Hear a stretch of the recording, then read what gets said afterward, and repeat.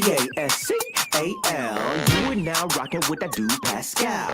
We be going wild, Haitian in the building, so original. Got the haters catching feelings. Get your hands up to the ceiling and keep them held high, cause St. Louis isn't ready. Forget about it, goodbye. Hold on, we just saying hi. Five somebody, rise up. Weekdays, catch us live, somebody. Let's go. Good afternoon.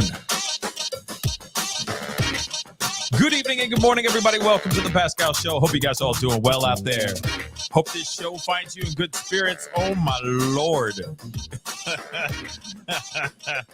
Oh, my Lord. Wow. Okay. I'm going to be honest. I did not think that this was ever coming like this. I did not. Nope, not at all. I am surprised. I'm shocked. The allegations. Some media outlets are saying that these allegations are pretty solid. That they're solid. Yeah. We have a few things to talk about. And then as soon as we look at a little bit of this stuff, there's a press conference that's happening in less than 30 minutes from now. So we got a few things that we got to talk about, okay? And like I said, I'm shooketh. I'm shocked, and this is going to be a bombshell show. Bombshells are going to be dropped.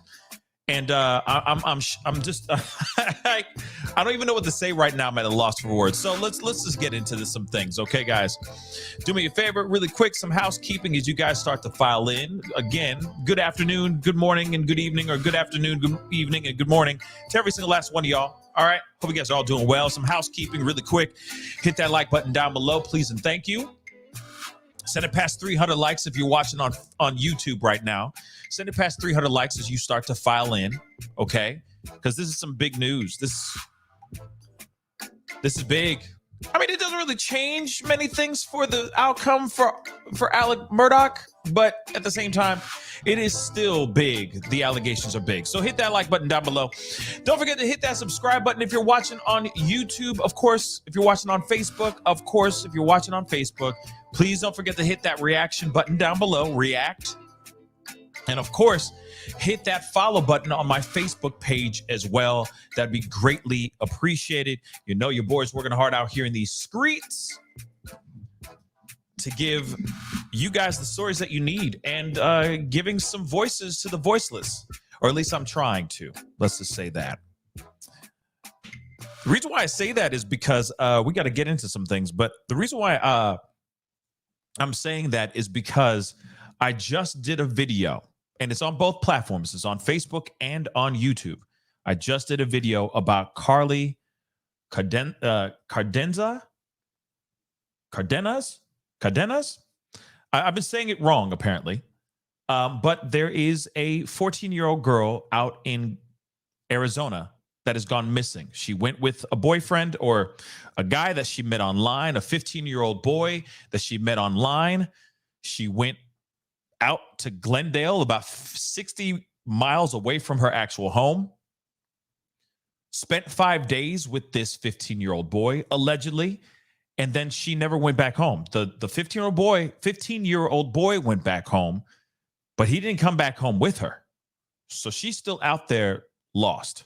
So I just wanted to give you guys a quick update or a quick reminder to please go check out that video when you get a chance during this press conference. If there's any lulls during this press conference and whatnot, if you can go check it out. But more importantly, if you can go hashtag her name, you can share the video if you'd like. But more importantly, if we can get the word out there about Carly and letting people know what's going on here, that would be greatly, greatly appreciated, because the father or the parents are sitting here saying that this reeks of Gabby Petito vibes. It's screaming Gabby Petito vibes. Brian Laundrie went on that trip with Gabby Petito, came back home in her van without her. Of course, she was found on the other side of the country. Of course, may she rest in peace, but they're saying that this could also be those kinds of vibes. So bringing awareness to this right now so that you guys know as well. Please share if you can. Go check out that video. And especially if you're on Facebook, go check out that video. It's on my feed. Go check it out. Share. The family would greatly appreciate it. Okay? All right. So let's get into this stuff, okay? Listen, guys, we have been having, we have been talking about Alec Murdaugh for a while. There was the huge trial that happened a little while ago. He was found guilty. He was going to be spending the rest of his existence in prison. And then all of a sudden, and I feel like it's going to be the same. Like, I don't think anything's going to change with the outcome of him. Okay, of his life. I think a lot of his time is going to be spent behind bars. Okay, I'm just going to keep it a buck with y'all. Okay, I don't think anything's going to change. He's still a very, very bad guy. He did many bad things, including possibly now, maybe not. Maybe he didn't do this anymore. I don't know. But all I know is that this man has done some very, very bad things, period, point blank. Okay? So I think he's going to be inside a prison cell for a very long time. I think for the rest of his natural life, he is going to be behind bars. But after he was found guilty for the unaliving of his wife and his son, Maggie and Paul, Maggie and Paw. Now, this is what I saw yesterday, okay? So I'm just doing a tiny bit of a timeline. It's very short. This was yesterday. Daily Mail put out an article basically saying, hey, wait a second, guys. The defense, Alec Murdaugh's team, wants a new trial. They want to retry everything again because they said that they had newly discovered evidence that proves that this trial was tampered with.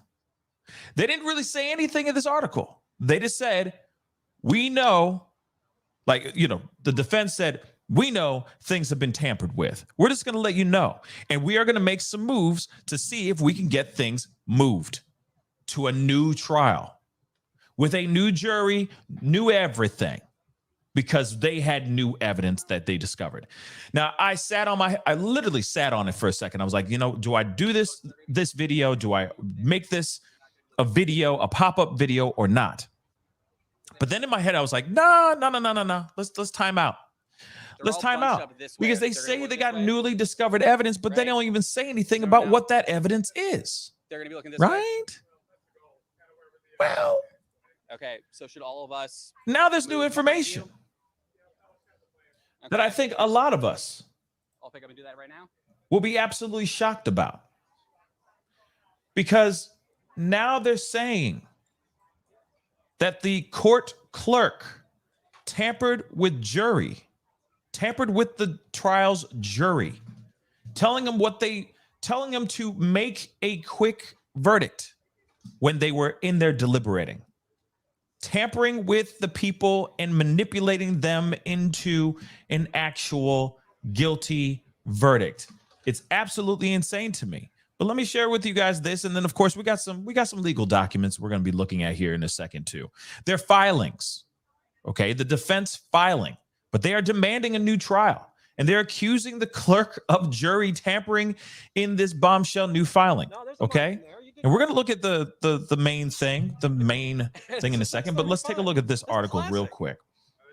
So, attorneys for convicted monster. He's convicted, guys. But okay. Maybe not so much anymore. They might be hitting the refresh button here, which is really wild to me. Okay? But the presser should be happening in a little over. Hold on. Yeah.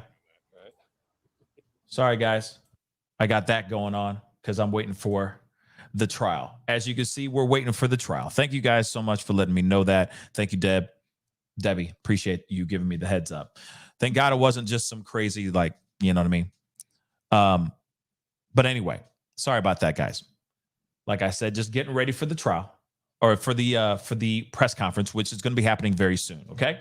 But they said they have issued a bombshell request for a new trial based on evidence that they claim shows a court clerk tampered with the jury by advising them not to believe Murdaugh's testimony in order to cash in on the post-verdict media blitz. This is like, okay, let me try to explain something to you guys. I know maybe I'm putting I may be putting the cart before the horse or whatever it is. You know what I mean? The putting the milk before the cow. I don't know. The cheese before the milk. You know what I'm saying? Okay. But they are claiming something that's pretty wild. They're saying that this whole thing happened because this particular court clerk, Miss Hill, has some interest in securing a bag. So apparently she has a book or something like that. Apparently she's trying to solidify a book deal. Don't worry, we're going to be looking at this. But like I said, I'm still kind of like, what? This is absolutely insane. Okay. So Rebecca Hill, the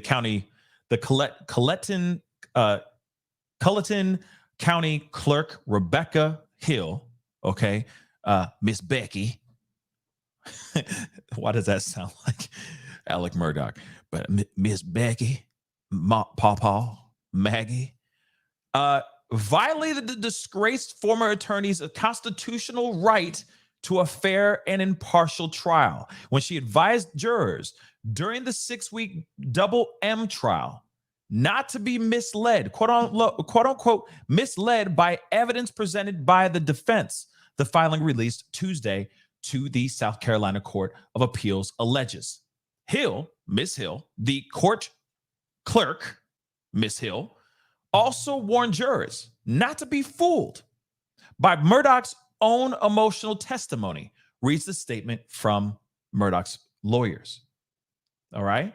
Murdaugh, we already know he's been found guilty of taking the life of his wife and his 22-year-old son, Paul, in the kennels of the family's sprawling estate a couple years ago. Now, pretty insane stuff. And that's just the tip of the iceberg of that article. Obviously, there's a lot more to this and everything. But of course, I want to get to the main party, which is the filing, this motion for a new trial. And like I said, it's pretty damning information. It is quite an allegation. These are some serious accusations being put out here, saying that this clerk had the audacity to try to move this quicker. One, kind of speed it up. She hit the orchestral music button and said, "Wrap it up, B." So, and also manipulated it so that it would veer off to the side towards guilty so that she could continue to secure a bag. I'm not kidding. And we're going to probably hear that same accusation, those same things coming out of the defense team's mouth here during this press conference that happens in less than 15 minutes from now. But still, how do they know this? Fine if this is true. Fine if this is true. But how did they find this out? Or are they just speculating and grasping at straws here because they don't like the thought that they lost this big fat-ass trial? I got questions.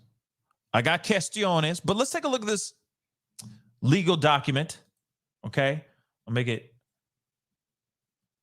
nice and big for you guys. But this is a motion for a new trial. So defendant Murdaugh, through undersigned counsel, pursuant to Rule 29B of the South Carolina Rules of Criminal Procedure, hereby moves the court for a new trial after discovering that the court of clerk tampered with jury by advising them not to believe Murdaugh's testimony and other evidence presented by the defense, pursuing them to reach a quick guilty verdict, and even misrepresenting critical and material information to the trial judge in her campaign to remove a juror she believed to be favorable to the defense. There's a lot that's being said there. Whole lot in that one little paragraph. That's a little paragraph if you really think about it. But there's a lot being said there. They're claiming that the court clerk or the clerk of court tampered with the jury, telling him not to believe his testimony, then also messing with other evidence presented by the defense, pressuring them, like saying, forget that evidence that they're saying, whatever their argument is, the defense is, don't listen to that stuff. It's all BS. He done did the damn thing, right? Pursuing them to reach to a quick guilty verdict. Like I said, she hit their orchestral music and said, come on, you already know who he did it. It's a wrap. It was that Snapchat video of Paul's Snapchat video with the dog and everything. Right? That was the damning evidence. You heard his voice in the background. You heard Alex's voice in the background. So he done did it. Wrap it up, B. Right? That's what they're claiming, at least. And even misrepresenting critical and material information to the trial judge in her campaign to remove a juror she believed to be favorable to the defense. So she even tried. They're alleging that she even went to the judge and said, hey, here's some information. And this juror, nanny boo boo, he's bad. All because he was probably like, well, there could be reasonable doubt, right? And she said, no, ain't no reasonable doubt in this situation. He done did this thing because I need to secure the bag. I mean, because he's guilty, right? Nah. Specifically, during the trial, this court clerk, Miss Becky, or Miss Hill, instructed jurors not to be, quote unquote, misled by evidence presented by the defense. She told jurors not to be fooled by Murdaugh's testimony in his own defense. So let's talk about that. I don't know about you guys. Okay. I don't know about y'all, but one, these allegations are pretty insane. They're pretty wild. And if they actually have proof, then this is absolutely damning. But one thing I will say, they say that she told jurors not to be fooled by his testimony. We all remember his testimony. Don't you? Right? The crocodile tears, the snot bubbles, and the one that was just sitting there hanging on for dear life. I mean, that one single strand of snot that just came out his nose. And no matter how strong the wind blows, that thing was still going to just stay strong, connected to his nostril. Y'all remember that. And he's sitting there going, Maggie, Paw, all that. Did we need Miss Hill to go to the jury and say, no, don't believe that? Did we? Okay. I'm just saying, did we? Think about it for a second. Ms. Hill had frequent private conversations with the jury foreperson, a court-appointed substitution for the foreperson the jury elected for itself at the request of Ms. Hill. So she had a direct line to the jury to see what was going on with these 12 angry individuals, these 12 angry men. A fly on the wall, if you will.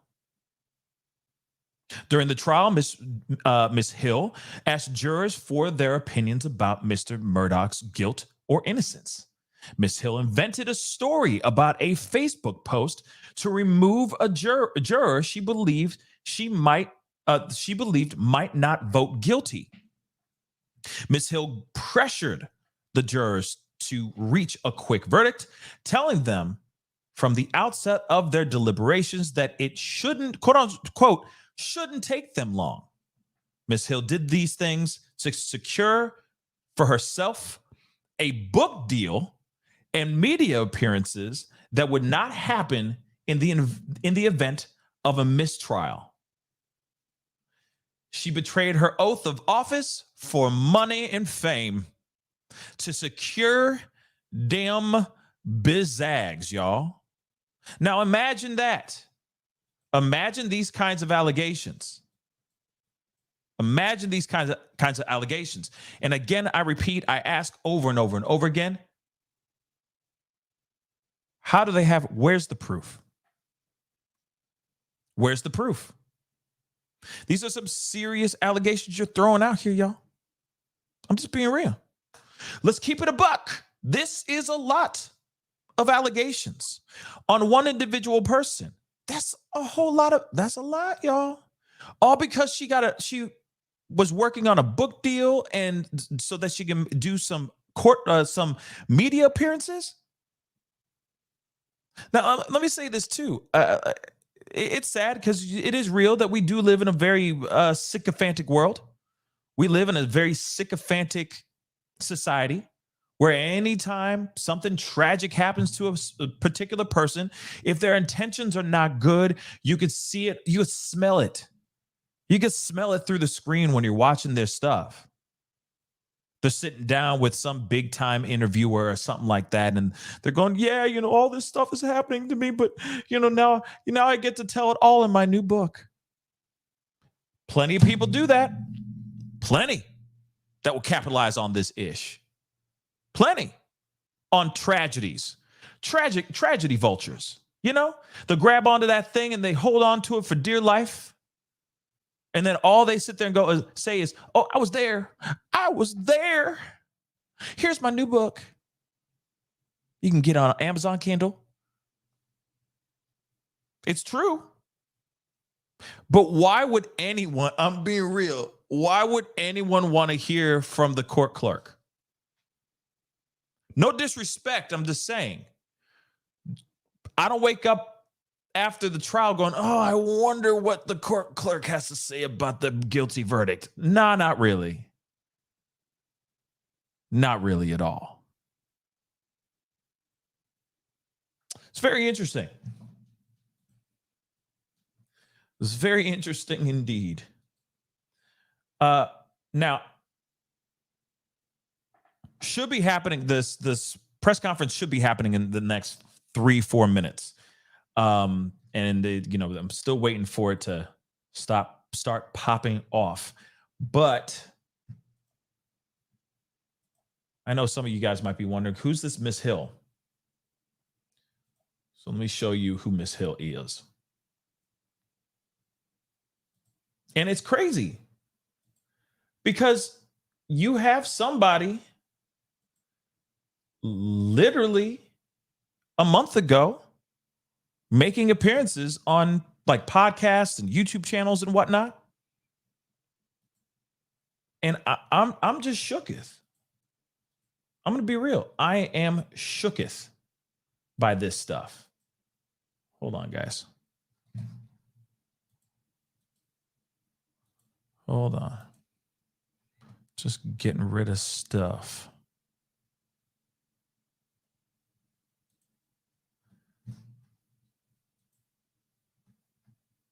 Come on now. Hold on.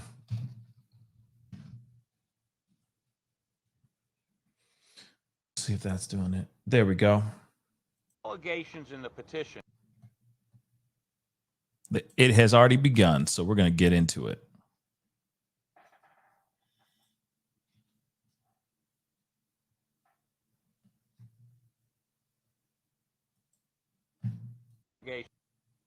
Alex's convictions. We suggest they wait for the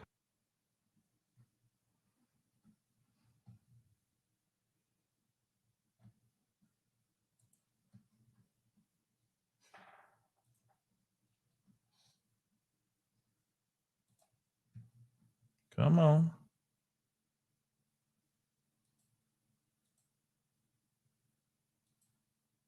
We would also request that those in the media and the public respect the privacy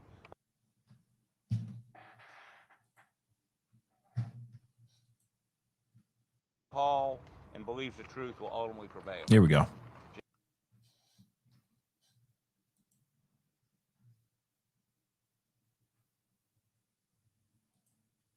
Come on, man.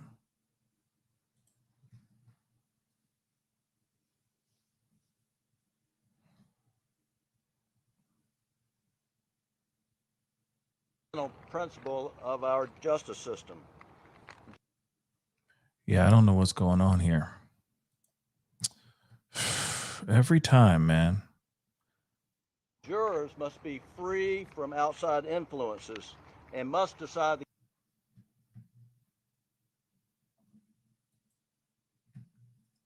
Okay.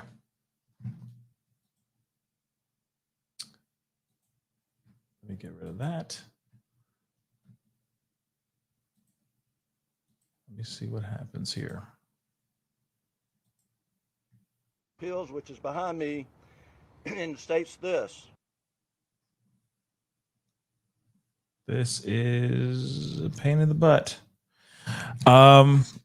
Yeah, it's being weird. Away from my doggone life. Let me see here. I don't know why it does this. With the jurors and the subject matter. Okay. You know what, guys? I'm going to be right back. Give me 2 seconds. I'll be right back.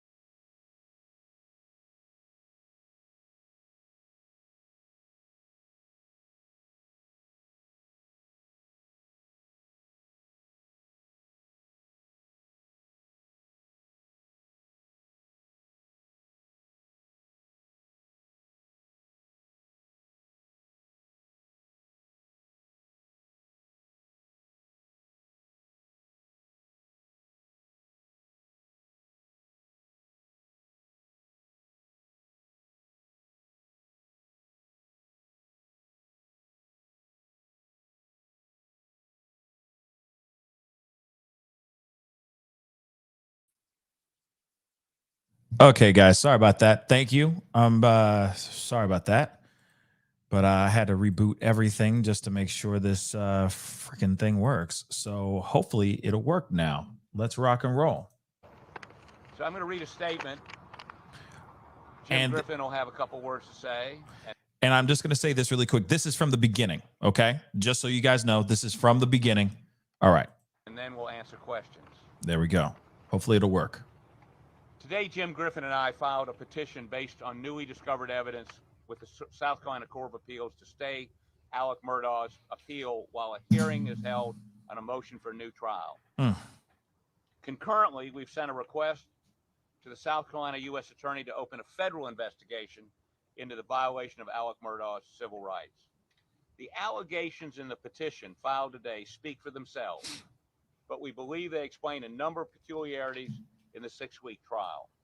We request that SWED stand down on initiating any investigation of these allegations since they are heavily invested in maintaining Alec's convictions. We suggest they wait for the Court of Appeals to rule and receive direction from the trial court. If the Court of Appeals remands the case for an evidentiary hearing, if the Court of Appeals remands the case for an evidentiary hearing, we would also request that those in the media and the public respect the privacy of those included in this filing. Jim and I want to thank those on our team who stand behind us and have worked tirelessly to ferret out the truth. Alec Murdaugh maintained and still maintains his innocence in the murder of Maggie and Paul. Right. Believes the truth will ultimately prevail. Jim? The right to a jury trial, the right to a jury trial is a fundamental principle of our justice system. Jurors must be free from outside influences and must decide the case solely on the evidence presented in the courtroom, subject to the rules of evidence, subject to the rules of the court, and most importantly, subject to the crucible of cross-examination that's guaranteed by the Sixth Amendment to the Constitution, and that is the right to confront witnesses. When jurors receive private communications outside the confines of a public courtroom, the Sixth Amendment is violated and numerous other constitutional rights are violated. And that's not Jim Griffin on the law. That is the law of the land. And I want to quote from a decision from the South Carolina Court of Appeals, which is behind me, and states this: where there is a private communication of a court official to members of the jury, an occurrence which cannot be tolerated if the sanctity of the jury system is to be maintained, a new trial must be granted unless it clearly appears that the subject matter of the communication was harmless and could not have affected the verdict. What we had filed today, supported by sworn testimony of jurors, is that the clerk of court had improper private communications with the jurors, and the subject matter of those communications was the credibility of the defense that the Murdaugh legal defense team put up, and it was a believability of the defendant's own testimony. Now, there's been a lot of talked about whether Alec should have taken the stand. I can assure you, when we considered what factors and what we should and should not do and considered whether he should take the stand, we never considered the likelihood, as reported to us by the jurors, that the clerk of court would go in to the sanctity of the jury room before he testified and tell the jurors, don't be fooled by his testimony, watch out for his body language. And that is what the sworn testimony that we have filed in court today says. Okay. And if that is true, which we have every reason to believe that it is, and no reason to believe that it's not, there's no choice but the courts to grant a new trial. Where's the proof? Where's the proof? Any questions? Where's the proof? No? Okay. When the fourth person was pulled away at those cells, did you guys see that, or did you find out after the fact? Well, I think we observed it. We did. No, I was there. Oh yeah. Yeah. I was there. I watched it, but I mean, look, we were not looking to impute any nefarious conduct, but clearly, what the jurors reported to us, that they were off talking, the forelady and the clerk. I saw them together, but I wasn't watching. I believe. Look, I've been doing this almost 50 years. bedrock of any trial, and I've done hundreds of them, is that the clerk of court is the person that makes sure the jury gets their food. It's if they're put up for the night, someplace to stay, their travel accommodations are met. They're not someone that ever should talk to them about the case. I've never had it happen. Again, I've been doing this for a very long time. Never heard of it happening until this case. And one thing we want everyone to understand, that the clerk of court is an elected official by the people, not appointed by the judge, not appointed by the judiciary. It's a public official who's elected and is an independent state actor. And so that what we are complaining about in the motion that we filed today is the conduct of an elected official, not conduct by Judge Newman or anybody in the unified court system.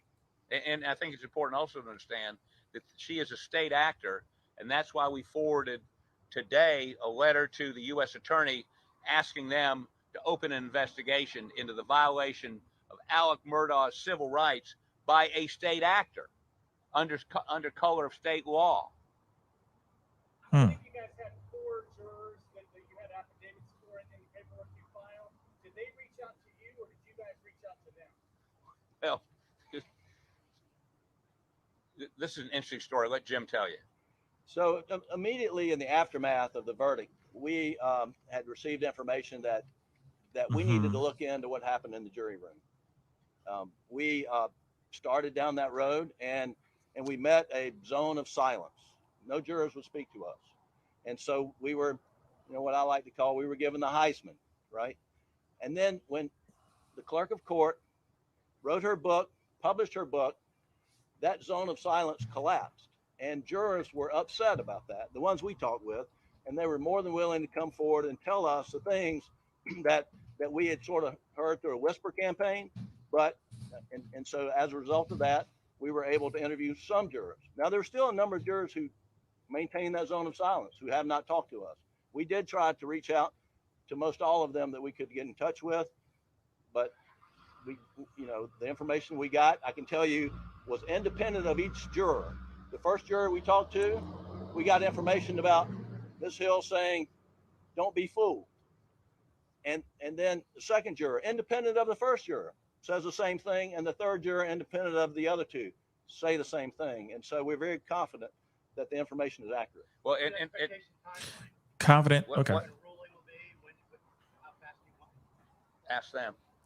I mean, we don't have any control over that. We just did receive a notice from the Court of Appeals that the Attorney General has 10 days to respond to our motion. Okay. That part. Now, I think what's interesting to me, again, having done this for so long, is that once we had that initial contact with that first juror, we began going around. We had a list and knocking on, literally on Sundays, knocking on jurors' doors, asking them to speak with us. Some of them wouldn't come out. Some of us told us never to come back. But some did, and some talked to us. I'll give you an example. And one of the things we heard was once the jury went out, even though there were 6 smokers and they were given smoke breaks during the entire trial, once the jury went out, they were told no more smoke breaks. No, you're not. You people that want nicotine, you're gonna have to get a verdict first. I mean, it's that kind of stuff. Now that indicates something, and the court would be the one to communicate that. Why? So a bunch of folks told us stuff that appeared to be inconsequential, but in the total context indicated to us that what we've put in this petition about the clerk is credible. And based on sworn testimony from 2 jurors, and we interviewed a third. My paralegal, Holly Miller, has given you an affidavit or filed an affidavit on what she told us. A lot of these folks just don't want to get involved, but they're going to be involved if we get a hearing, because each and every one of them is going to have to testify in an open court before you as to what happened and what didn't happen. Wait, one at a time. Who? It would appear that Judge Newman was at least aware of some of the I got the book, guys. talked about in your motion. For example, the Facebook post with juror 785, and the judge actually said, "Oh boy, I'm not too pleased about the clerk interrogating a juror as opposed to coming to me and happening to me." And that's a good point. There's no suggestion that the judge did anything untoward.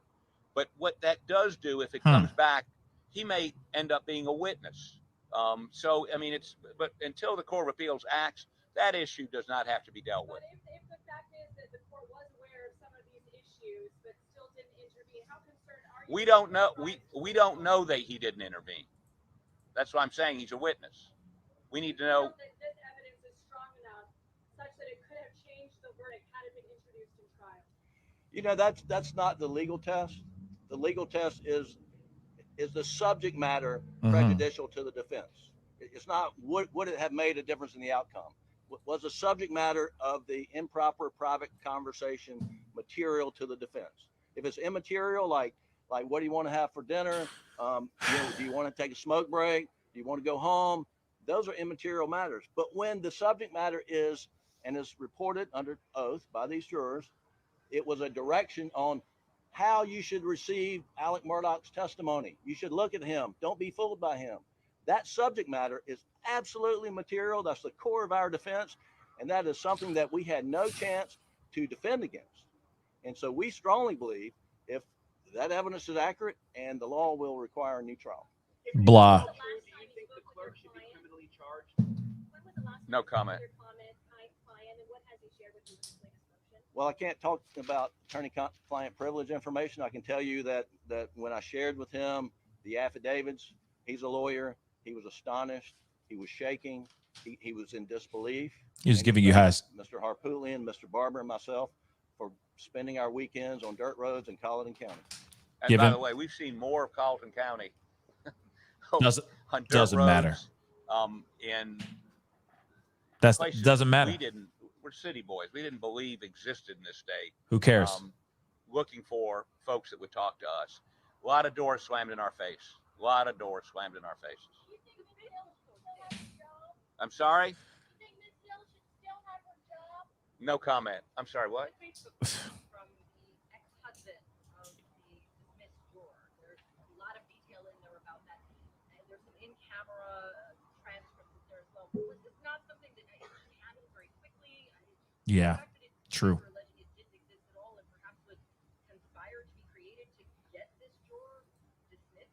Yes. That's a very serious allegation. It's all serious.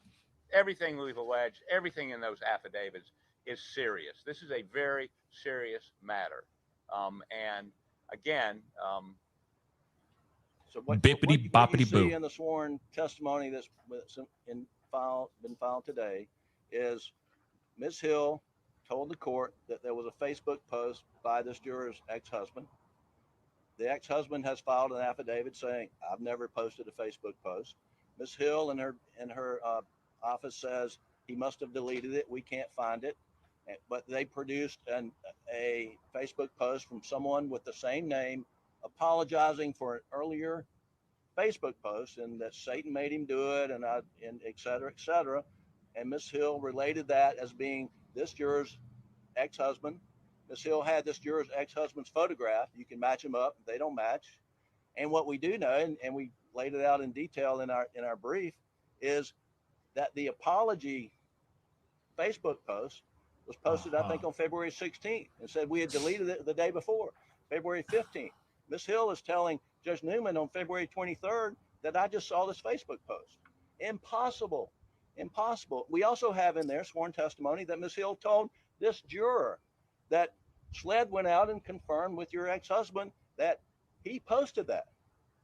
Not true, according to the sworn testimony. And Phil Barber and I and Howie Miller from my office went down and interviewed the ex-husband, and he allowed us to, I wouldn't know how to do it, but Phil did, to download his entire Facebook history. None of that is in there. So, I mean, again, we've done what we can do. We're not the police. You know, we have no way to compel anybody to talk to us or give us anything.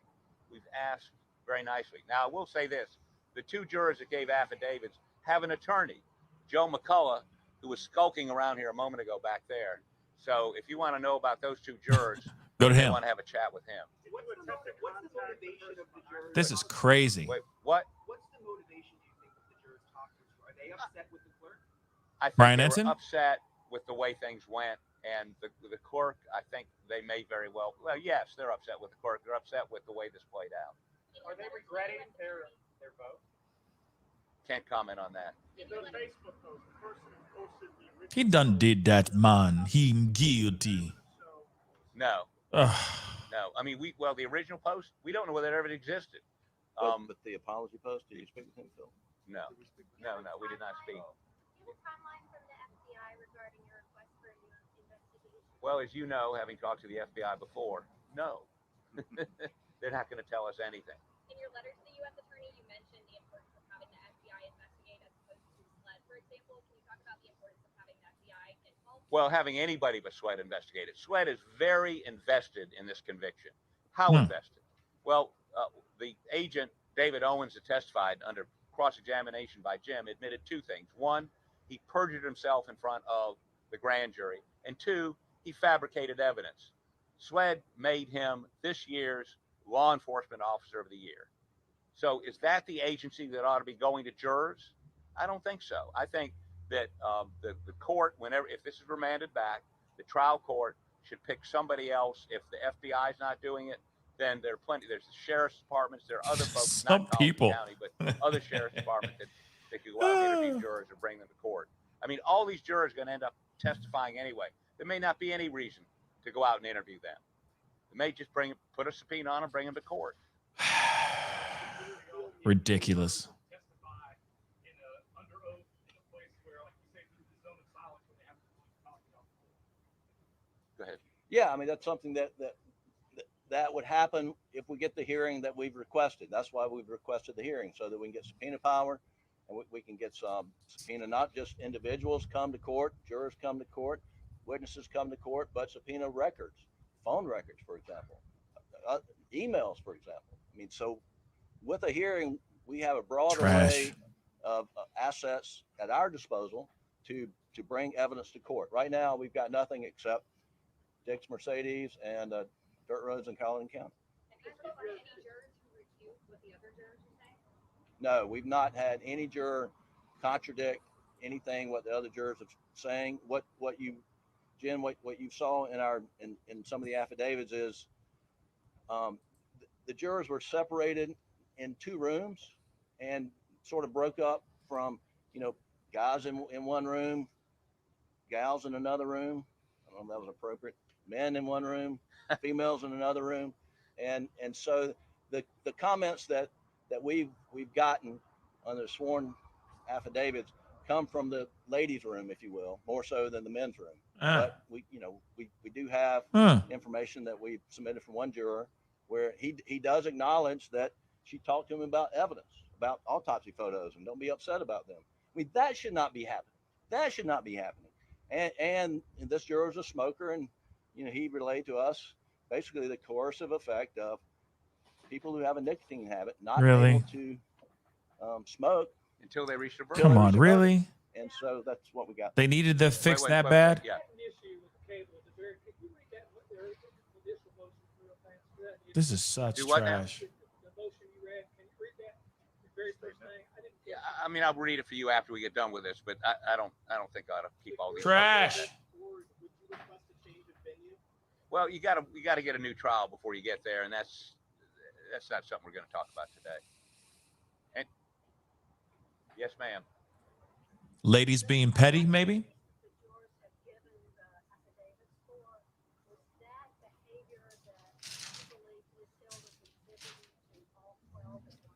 We know some of the statements were made in front of the jurors in the one jury room. Now, understand I think there are only 6 jurors in that room, or maybe 8. I'm not sure, but not all the jurors would have been present for all the statements. Clearly, they were given in one room or the other. And just to be clear, the catalyst for reinvestigating this was the publication of the book. Yes, ma'am. Go ahead. So we didn't stop investigating, but we were hitting brick walls until her book came out, and then jurors who obviously were not comfortable with how she handled matters were even less comfortable with her going on a book tour and making money off what she did. That's what was reported to us. She has said her book is self-published. That really doesn't sound like somebody who's getting a lot of money. What do you say to that if somebody says, well, she just self-published? Well, she's trying to make a lot of money. That's the point. I mean, she's trying to make money off of it. She's selling the book. I mean, the question is, was it a successful scheme? I don't know. I mean, if you've read it, I'm not going to give a book review here, but I don't know that you buy the book. I mean, it's not well written. The story they take. Not a critic, but accurate. It's not well written. In our opinion, at least the facts as we saw them.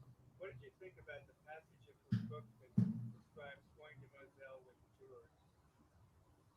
Well, you know, the problem I have with what she says in there is, after going to Moselle, we, if you notice, she used the plural we, felt such and such and such and such. Is that the jurors and her? I mean, I think that's great cross-examination for her when she testifies in this matter before the trial judge, if the Court of Appeals sends it back. Do you want any hearing in this matter to be public? Absolutely. Absolutely. Want all y'all there. We miss you. Are you done Any yet? other questions? This is ridiculous. So along your investigations into the alleged jury misconduct and these allegations, have you uncovered any additional things that you would present in a second trial for your defense? Let's not talk about that. Yeah, no. If we are lucky enough to get a second trial, Yes. You have to wait and see. You know, Okay. We're not going to disclose any of that today. Yeah. What is your optimism for getting for this motion? I'm very optimistic that ultimately we will get a new trial. How long that'll take, I don't know. Have you tried to reach Clerk Hill, ask her any questions about any of this? We've not reached out to Clerk Hill. We had reached out to some other folks, and based on the information we received, we thought it would be pointless to reach out to her. What? Okay. What now? We're focused on getting him a new trial. That's what we've been working on. He's still going to be Anything found. else? No, thank you so much. Let me read this statement to him real quick. Oh my God. Oh my God.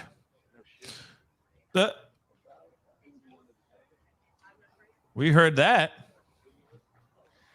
Okay, guys. That's what you guys were saying. The priest is still there. There he is. Him guilty. Him guilty, y'all. I don't give a damn. I don't give a damn what y'all think. Him guilty, okay? I don't care if they move the goalpost, which is basically what they're doing. They're like, it was the wind. It was the wind. It's such trash. I'm sorry. They're sitting there asking, the reporters are asking them legitimate questions, and they're dancing around whatever the heck they have. They're dancing around whatever they got. It's trash, y'all. It be trash, okay? It's trash. Sorry, I'm not feeling this at all. If you guys can't tell. If you guys can't tell, I'm not feeling that. That is trash. Okay? So that really just happened. But it's all over a book. And let me share with you guys the book. This is ridiculous. It's all over a book. And they're like, it was the wind. It was the wind. It's because of the book. Now, if these allegations are true, because they're just saying that this is what they don't have, to me, the way I interpreted this press conference means that they're allegations, but they don't have anything that's solid yet. That's how I'm seeing it. They're looking at this and going, oh, well, because of the timeline in which this woman was able to have this book out in this particular time and in a matter of months and all that, and the book deal and all that, the conversations that she was having with jurors. Now, There's a lot of things that we can break down when it comes to the jurors. I'm going to talk about that in a second because there's possibilities, and we got to look at both sides of the fence. We got to look at both sides of the fence because if these allegations are true, this is very bad. And then, yeah, we're going to see him in trial all over again. But I also see a light at the end of this tunnel as well. Okay, because just because he was found guilty and they say that they pushed him towards they pushed the jury towards a guilty verdict doesn't change the fact of what the prosecution presented during this trial. That is undeniable. Those smoking gun pieces of evidence, pieces of information that were undeniable in the trial. So sure, she manipulated. Go ahead, do another trial. We'll be watching. And they will present even stronger arguments. They'll lean on certain things harder than they did last time. They'll work on the mistakes, strengthen their strengths, and work on their weaknesses even more. That's what I think the state's gonna do. They're gonna be like, all right, you come again. Come on. We've done this before. We can go run another 12. We can go another 12 rounds. I'm cool. You cool? Yeah, I'm cool. We cool out here. Let's go. But it's frustrating because it's wasting taxpayers' dollars and burning a lot more time and effort into a trial that doesn't even need to be seen again. But we're going to talk about this book, and we're going to talk about Miss Becky Hill, okay? But there is the book. The book is here. It's on Amazon, for example. You can get it on paperback for almost $20. Pretty dope, wouldn't you think? Don't you think? Interesting. So, this is the book. It is called Behind the Doors of Justice, The Murdaugh Murders.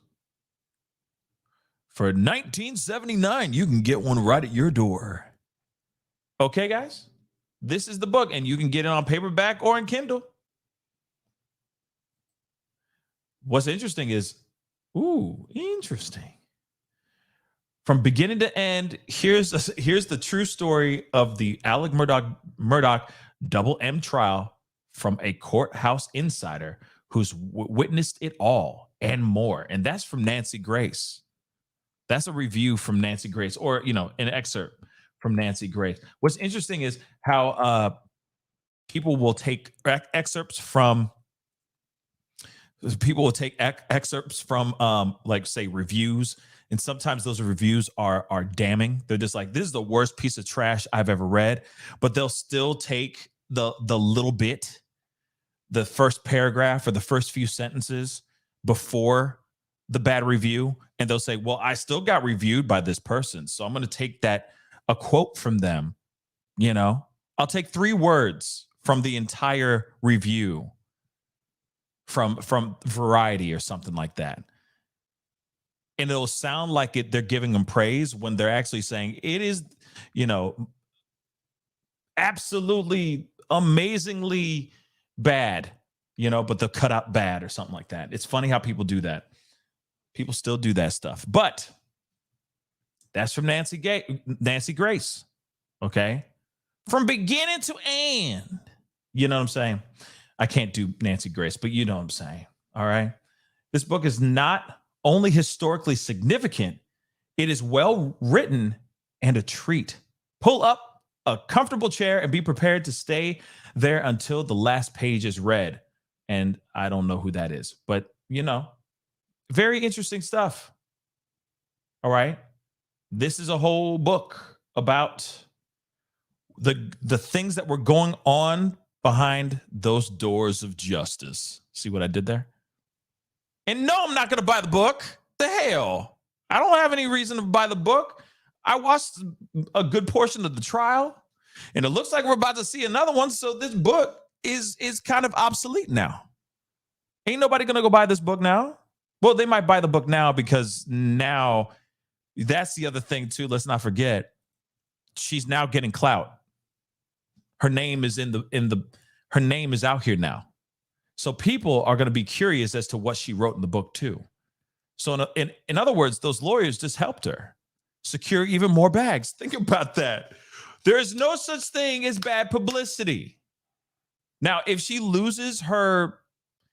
gets disbarred or whatever it's called, right? Shoot, she could write another book. She could write another doggone book. And then do another meeting. You know, I'm a victim of whatever the hell this is. So let's talk about this. Not the book. I mean, now you know that the book actually exists. Behind the Doors of Justice. I feel like she should be wearing like the American flag draped over her shoulders and looking off all heroically. You know what I'm saying? That's what I feel like that's what it should be on the cover, like with Murdaugh in there as well. Just, you know, all serious and heroic looking. Moving on. One thing that I find very interesting about this. Okay, let's talk about it. You have the court clerk writing a book. This book, I mean, it sounds like this book came out in July. It went in paperback in July. Let me show that to you guys again. It went on paperback in July. So I'm wondering when it was initially published. That's one piece I'd love to know. Maybe some of y'all know, okay? But this is from Amazon. All right? So months later, maybe weeks later, a book came out from her. Number one, optically, it's a bad look. Okay? Gamer Lover just said, yeah, she wrote it fast. Let me say this too. She was writing it while this whole thing was going down. She had time. She had time to go back home and go, and just ferociously pour everything into the keyboard every single day. Day 29 of the car. You know what I mean?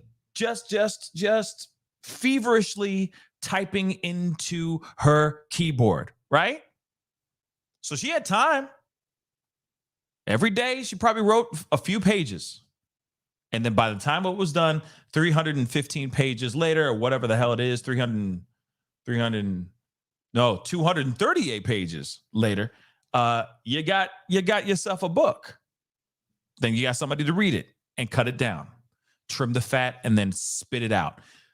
Now, there could be a thing where she got some sort of deal. Sure. Optically, this is a bad look. Optically, it's a bad look. See, a year from now, man, I would get 9 months to a year. I could see, okay, here's my book. Optically, having this come out months after the verdict, not the greatest look. But that don't mean a damn thing. That doesn't not show her holding the smoking gun. Doesn't mean anything. Just means that she planned ahead. Just means that she knew that she was going to be a part of one of the biggest trials out here. And she's just started scribbling things on pages every day. Nothing wrong with that. Plenty of other people capitalize on worse things. Think about that for a second. Now, I'm not justifying her wrongdoings. If she did wrongdoings, she should get the full extent of punishment if she really did muck up and manipulate things behind closed doors or behind the doors of justice. You know, all that crap. All right. But let's talk about the other part. These specific individuals, these gentlemen, these esquires, lawyers, are claiming that they went to several, or that they had jurors come up to them and say these things to them.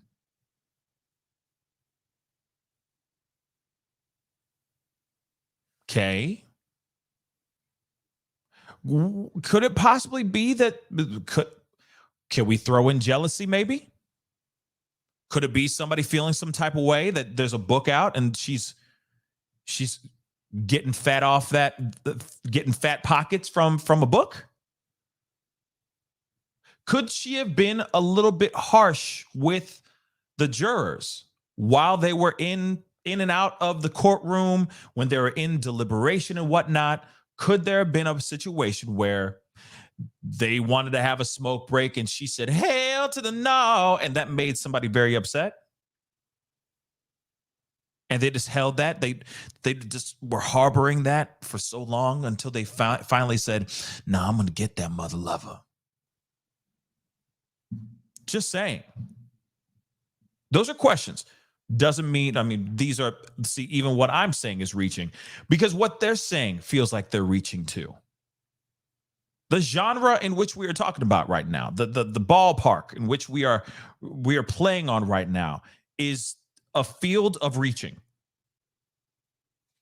Kevin Costner. Okay? So I'm not feeling it. Because even the lawyers don't have any proof. They're just sitting there going, yeah, we have some things from certain people that, and of course they can't tell us who those jurors are and all that, but at the same time they're sitting there saying, oh, we have enough evidence. Where's the evidence? Where's the evidence?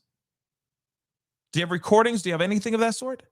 Now, of course, I know I'm not a lawyer. I'm just a guy having these stories happen in front of me, and I'm just reacting with them, reacting to them with you guys. But it seems a bit odd that that's the best they got.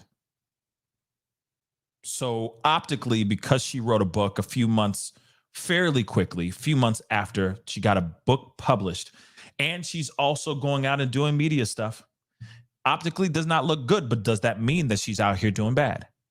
Because they were not allowed to go out and have a smoke one or two times, which, by the way, smoking's bad for you.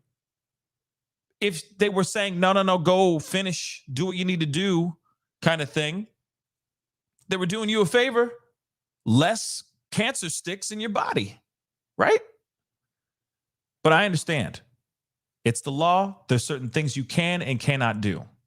I get it. But a cigarette break?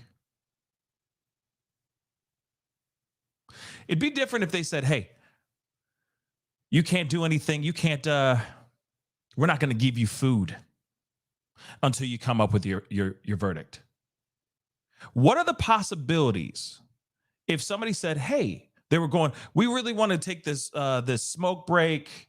We're almost there, but we're going to take this smoke break. What are the chances of somebody saying in the room, just saying, hey, why don't we just finish it off? Let's just finish what we're doing, because if we do a smoke break by this time, we're going to have to come back tomorrow and sit and deliberate all over again. Why don't we just do it now and get it done?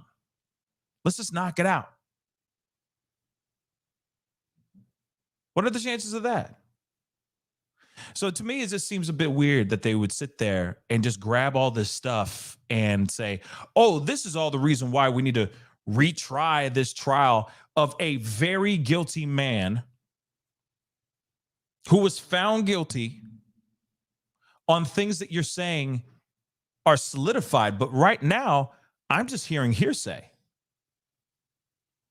Objection, hearsay. I'm hearing hearsay. There's nothing in there that I've seen so far that shows proof positive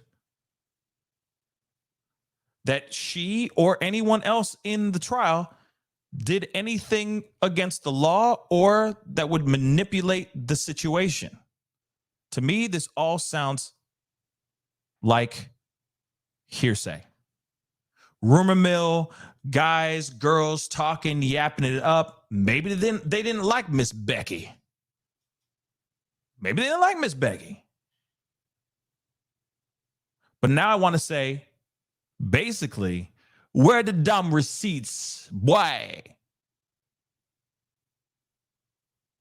Where are the receipts? The only thing you got is a book. And anyone can sit down. Well, I'm not sitting here saying that anyone can write a book. Writing a book is hard, but still, you're on a trial. You're doing nothing but waking up, eating, pooping, showering, shaving, and going into a trial, sitting through 8-9 hours of that mucky muck, going back home, eating dinner, sitting in front of a computer, clickety clackety click, and going to sleep, and lather and repeat every single day. And then you have your weekends where you're just sitting there chilling in the cut, doing nothing. She, an older lady, it's not like she's out here on Tinder just getting her groove on, getting some vitamin D.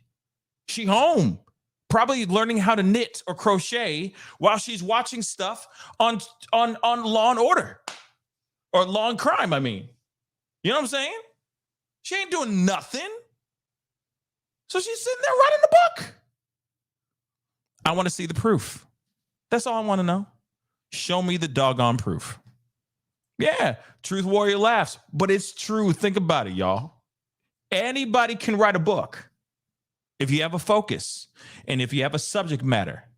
She was fly on the wall in the courtroom. What are the chances of her sitting there? Yeah, Truth Warrior. Yes, no Tinder, no vitamin D. Okay, she out her chilling. Think about it for 2 seconds. She's an older lady. I'm sure she's married or what or not. It doesn't matter, but she ain't running around. Just you know what I'm saying? She ain't out here like that. So just show me the proof, man. Rob Slack, thank you so much for being a member for the past 8 months. Yes. Just a random what if. What if she was a plant by the defense to be able to have another trial just in case they did lose? You know what? Why did you have to do that, man? Damn it, Rob. Yeah, you got a point there too. But see, now you open up another can of worms. You just instead of it being a fork in the road, I mean, I guess it's still a fork, but you know what I'm saying? You add another now another path on the fork in the road, and that's not fair. Okay. Jam on it, and I'm low on Vit D2. I'm sorry. Just go outside, the sun. It's vitamin D. Just so you got it's Vit D. Okay. But anyway, enough of the jokes. Rob Slack, you got a very good point there. She could have been a plant. She could have been. You never know. Now they're pulling that out of their pockets. But why would one risk it all, right? Why would Miss Becky, why would Miss Becky risk it all for him? All. Because now her name is being just smeared all over the internet now. Everyone's looking up Becky Hill. Seriously, you type in Rebecca Hill, it'll say clerk of court.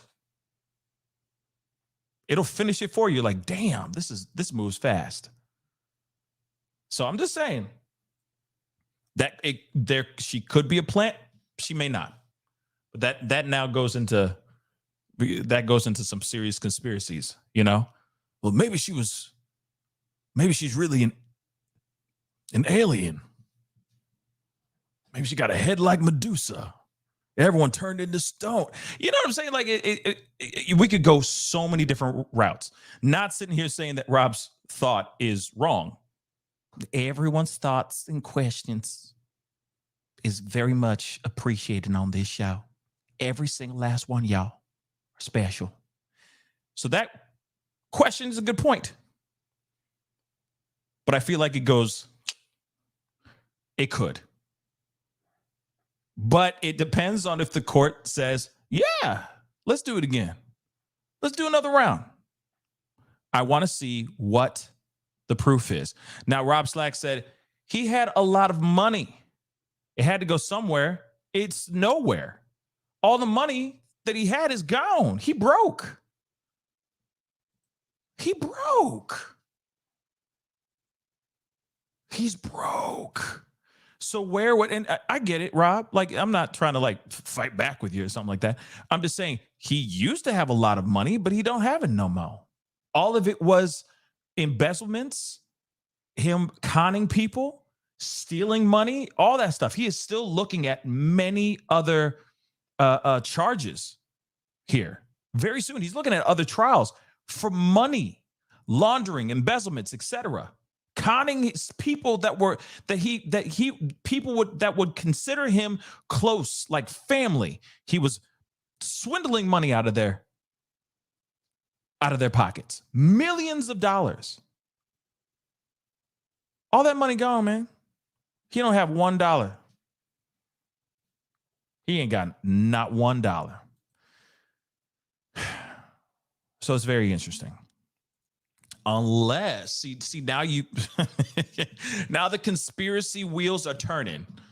Okay, the conspiracy wheels keep on turning. They're turning now. You never know. Maybe the money that she made off of writing this trashy book. Apparently, it's trashy, according to one of the lawyers.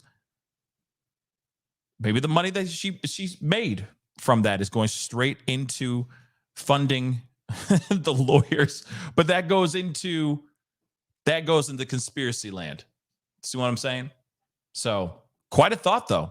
Quite a thought, for sure.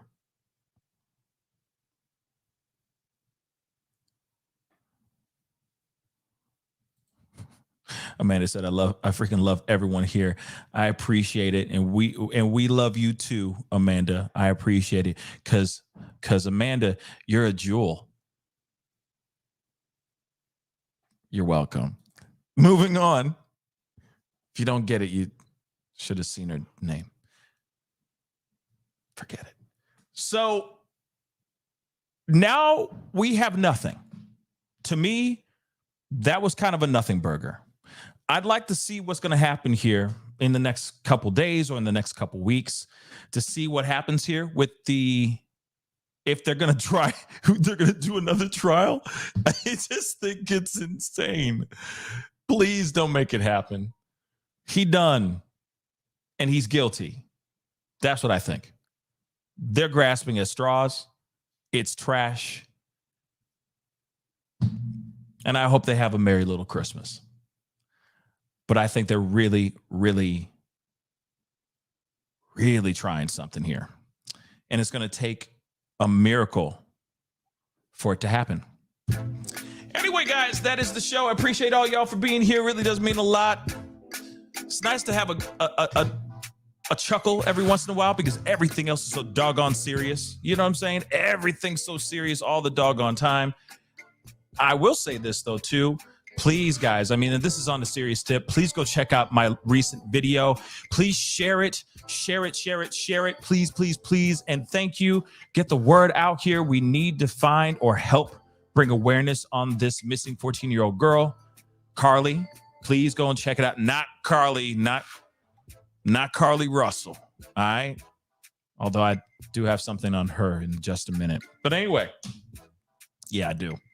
But I appreciate you guys for being here. It does mean a lot. Oh, let me do that too. Let me do that really, really quick. Let me not forget to do that because this is the month. And I'm wearing this shirt. Some of you guys were asking about this. So really, really quick, I got this on the low. It is Suicide Awareness. It is Suicide Awareness Month. All right. And so this shirt, okay, I've been making. These are handcrafted. All right. Dyed and made by me, okay, yours truly. So I wanted to share with you guys the merch page, okay? It is pascalmerch.com, or you can go to beautifulbeefcollections.com. We have those t-shirts up, t-shirts and hoodies. Let me just show you guys what I'm talking about. We have t-shirts, hoodies, long sleeve shirts, etc., ready and available for you to wear. Okay. So please, by all means, go and check out my stuff. Okay. This is all for a good cause. You could get you can get the t-shirt version. It says this shirt saves lives. It has the Pascal Show logo on the back. And of course it has the hashtag suicide awareness on there as well. Okay. As you can see, in the back here, suicide awareness. And of course, there is the wrong side. There are the year number on the sleeve. So it'll be 23 because I'm wearing the 22, year 22 right now. But this is all for a very great cause. Okay. So if you're at all interested, of course, and just so you guys can see, a portion of the proceeds will be given to the American Foundation for Suicide Prevention. Okay. The AFSP. And so again, we're doing that again right now. So please, we do them in, there's many different versions of it, as you guys can see here. Many different versions. Long sleeve shirt as well. Let's not forget that. And you guys know this guy. He's been on the show a couple times. My boy Sess. Okay. But you can see just different types. See what I'm saying? Very, very nice, pretty shirts and all that. Again, goes to the American Foundation for Suicide Prevention. So please go over to beautifulbeefcollections.com, or you can go over to pascalmerch.com. I know that's a little bit easier. All right. pascalmerch.com. The link is down below. And of course, I'll make sure that, I pin that comment on the top of the chat as well. Again, please support. That would really mean a lot. It's a very serious month, and I want everyone to know that for those that are out there that do feel like they are alone, they are not. Okay. So please go check that out. That would be greatly appreciated. Last year was amazing. And so I decided I wanted to try and do that again. Okay. But I got a super chat. Oh, snap. Thank you so much, Debbie. Thank you so much. I'm so sorry. Cruise with Cindy. Thank you so much for the 10. I appreciate your handwork and I think your hard work, maybe? Handwork. And the humorous way you share the news. Thank you. I appreciate it. A lot of times I get serious, but at the same time, when it gets stupid like that one, you know what I'm saying? It's hard not to throw in a joke or a little jokey jab or two. You know what I'm saying? But thank you so much for the $10, Cindy. I do appreciate that. That really does mean a lot. Thank you, Debbie, for that heads up. My Lord, that almost slipped away from me. Thank you so much. But I got a lot of other stories coming up to you guys. Trust and believe. There's another one I got for you guys in a couple hours. And I will be live with my sister tonight on The Real Beef with S&P. Be sure to tune in. We will be live tonight. We got a lot of stuff to talk about tonight. So be sure to tune in because it's going to be crazy. Okay. So anyway, guys, I appreciate all y'all for being here. Don't forget to hit that like button down below. React if you're watching on Facebook. That would really mean a lot. And of course, don't forget to hit that subscribe button on YouTube and hit that follow button on Facebook, baby. All right. Be great to have you a part of the Pascal Show family. I got some more updates on some other stories coming up. So be on the lookout. It's going to be nuts. And it probably will be more humorous here in a little bit. So tune in. Okay. But it is time to get going. I appreciate all y'all. Check us out tonight live at 7:30 p.m. Central Standard Time at The Real Beef with S&P. Debbie just put it in the link. Put the link in the chat. I appreciate you for doing that. Thank you, Debbie. You're the bomb. And I'll be talking to you guys very, very soon. All right? Be good to yourselves. Be good to one another. And I'll see you guys very, very soon. This is The Pascal Show. Bye.